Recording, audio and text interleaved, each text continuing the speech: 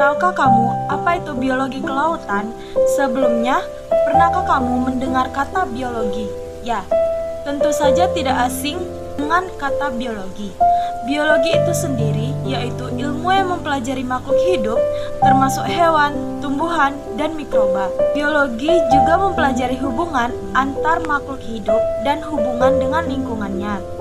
Sedangkan biologi kelautan adalah ilmu yang mempelajari kehidupan di laut, makhluk hidup beserta interaksi dengan lingkungannya. Ada banyak alasan untuk mempelajari biologi kelautan. Laut menyediakan sumber makanan, obat, bahan dasar, reaksi, dan pariwisata. Biologi kelautan mencangkup skala yang luas, dari mikro seperti plankton dan fitoplankton, sampai hewan besar seperti paus. Walaupun laut menutupi 71% permukaan planet bumi, karena dalamnya laut meliputi sekitar 300 kali volume yang ditinggali manusia. Biologi ini tentu saja ada sejarahnya.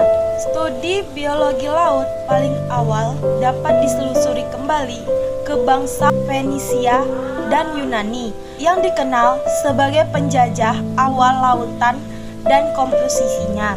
Pengamatan pertama yang tercatat tentang distribusi dan kebiasaan kehidupan di laut oleh Aristoteles 382 BC sampai 322 BC. Pengamatan yang dilakukan dalam studi awal biologi laut memberikan dorongan sebagai era penemuan dan eksplorasi berikutnya.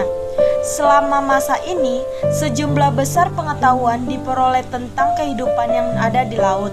Orang-orang yang berkontribusi signifikan terhadap kumpulan pengetahuan ini termasuk Edward Forbes, bapak pendiri oseanografi, Kapten James Ross yang memimpin ekspedisi ke Samudra Antartika pada tahun 1839 sampai 1843 dan mengumpulkan hewan-hewan bentik dari kedalaman 730 meter, dan Kapten John Ross yang menemukan sampel dasar laut yang berupa cacing dan bintang laut pada kedalaman 1920 m di Teluk Baffin pada tahun 1818.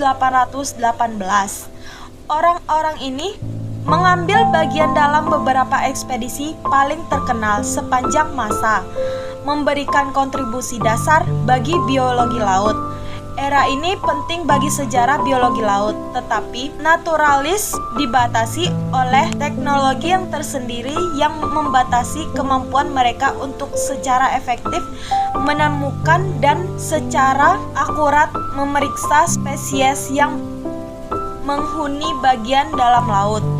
Pembentukan laboratorium kelautan selanjutnya merupakan perkembangan penting lainnya karena ilmuwan kelautan kini memiliki tempat untuk melakukan penelitian dan proses spesimen dari ekspedisi mereka.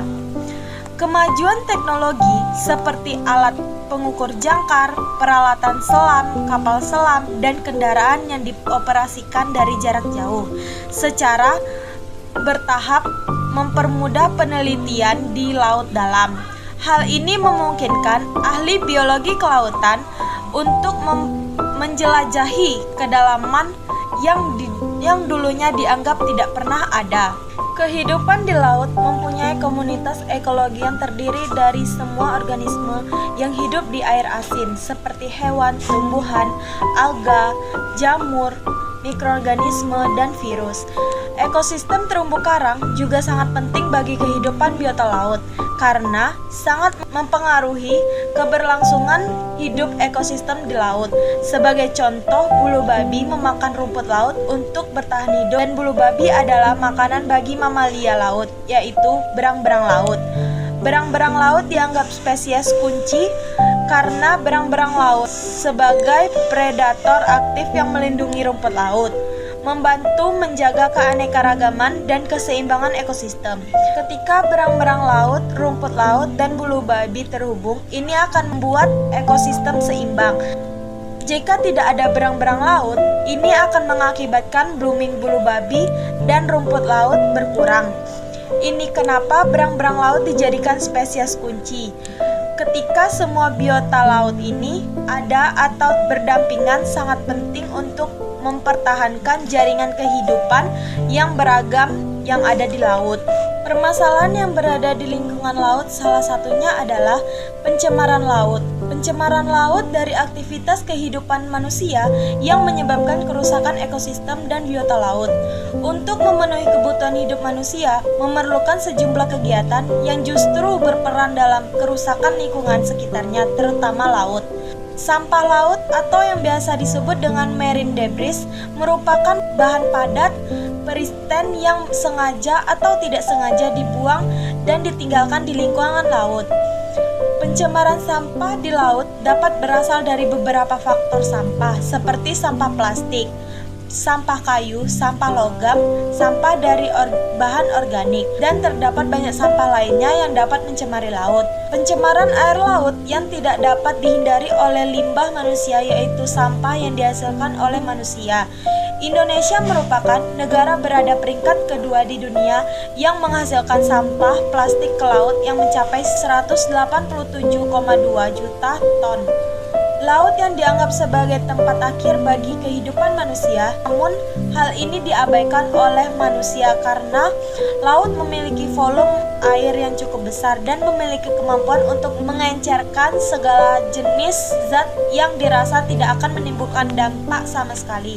Kelestarian air di laut apabila tercemar oleh zat-zat yang ditimbulkan oleh limbah manusia secara terus-menerus dengan volume yang sangat besar dalam konsentrasi yang tinggi, maka dapat menyebabkan rusaknya keseimbangan laut. Rusaknya keseimbangan laut dapat berdampak pada kelestarian alam dan terjadi dampak global untuk selanjutnya. Indonesia merupakan negara kepulauan yang dikelilingi oleh laut secara langsung.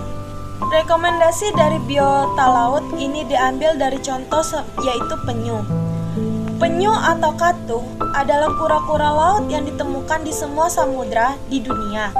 Penyu juga disebut sebagai hewan reptil yang hidup di lautan dan memiliki cangkang keras. Penyu sudah ada sejak akhir zaman kapur atau seusia dengan dinosaurus. Fosil penyu tertua berumur sekitar 120 juta tahun. Fosil itu menunjukkan semua ciri khas penyu modern. Penyu dilindungi karena berperan penting dalam penjagaan kelestarian ekosistem laut. Penyu juga terancam punah akibat sebagai aktivitas manusia seperti limbah yang dibuang ke lautan.